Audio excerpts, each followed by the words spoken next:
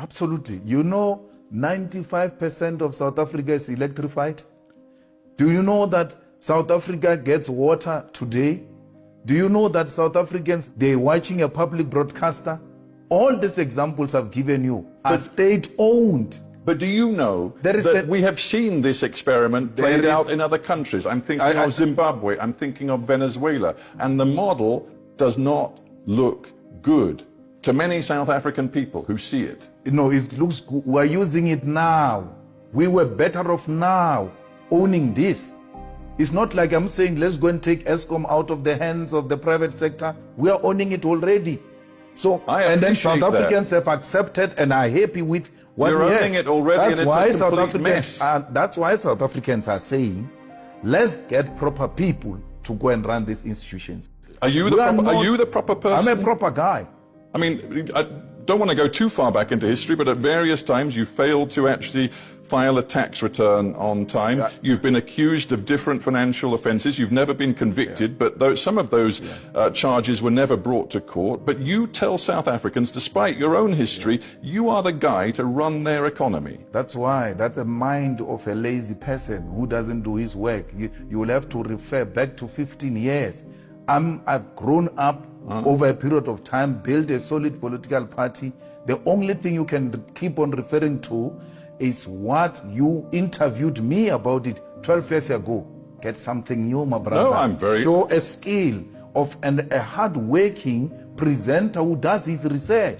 You can't falter me. Since I've made my mistakes on tax when I was very young, when I was almost 27 years old, fixed that problem. Today, I'm a 42-year-old married man with children who has taken responsibility and built a solid party to be the third largest party without the support of white monopoly capital and the owners of the South African economy. You keep on referring to old and old things because you are now beginning to sound like a scratched CD. You have every right to tell me you have changed. Tell me of me now. I've been in Parliament for 10 years. Let's take one particular aspect of your policy positions. Yes. Do you think aligning yourself with Vladimir Putin is going to be good for South Africa? But that's what it is now.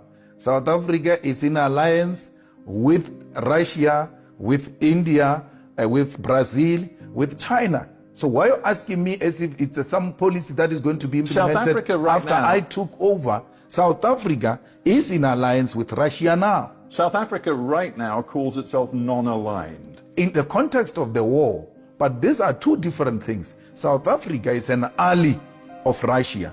Now, the second question is, where does South Africa stand on the war?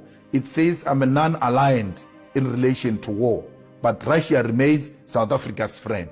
So we cannot create confusion around there. Don't create an impression that it is Malema who's going to come and create an alliance with Russia. But there are some very specific... Actually, I will go beyond that. I will go beyond the friendship with Russia, and in the war, I will align with Russia, and I will even supply the weapons to Russia. Because Russia is in a war with imperialism, and any agenda that seeks to push back imperialist agendas is well within the policies of the EFF. You say, quite clearly, I would arm Vladimir Putin. Yes. You know that the International Criminal Court wants Vladimir Putin to face war crimes charges. It must start with Tony Blair. It must start with George Bush. It must go to Barack Obama. Then it can go to Putin. So let's get this straight. You're saying to me that